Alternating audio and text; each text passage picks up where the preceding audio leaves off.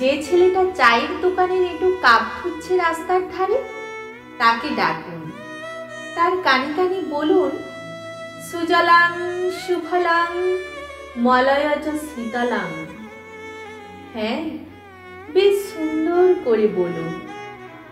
যে মেয়েটা চাকরির নাম করে বনগা কিংবা চাকদা থেকে রোজ সকালের ট্রেনে সেজে গুজে শহরে আসছে, শরীর বেঁচে চাল ডাল নুন কিনতে, তাকে ডাকুন।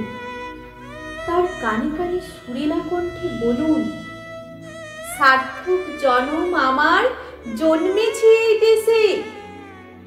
যে ছেলেটি লটারির টিকিট নিয়ে দরজায় দরজায় ঘুরছে আর বলছে, বিশ্বাস করুন আমি ভদ্রলোক, আজ 10 বছর হলো আমার কারখানা বন্ধ, লকআউট, তাকে ডাকুন। তার কানে কানে বলুন, বলো বলো বলো সবে, শত বিনা বেনু রবে, ভারত আবার জগৎ সভায় শ্রেষ্ঠ আসন লবে।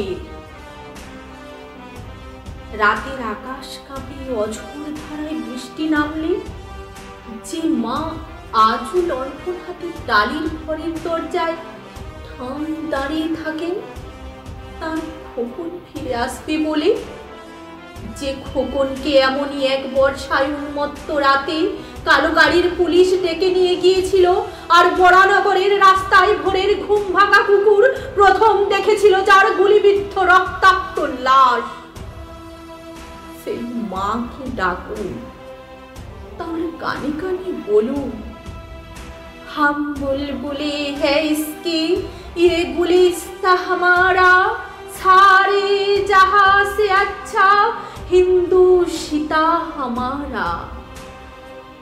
সবাইকে সব বলা শেষ হলে শুনশান শীতের রাতে 5 মাথার মোড়ে ঘোড়ায় চড়ে বসা সেই মহাবিপ্লবী পায়ের সামনে ধীরে ধীরে এগিয়ে যান।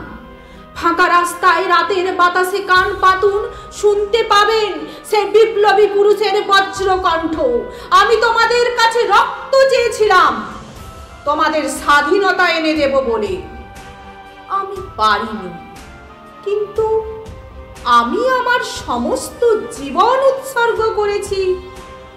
আর তোমরা তোমরা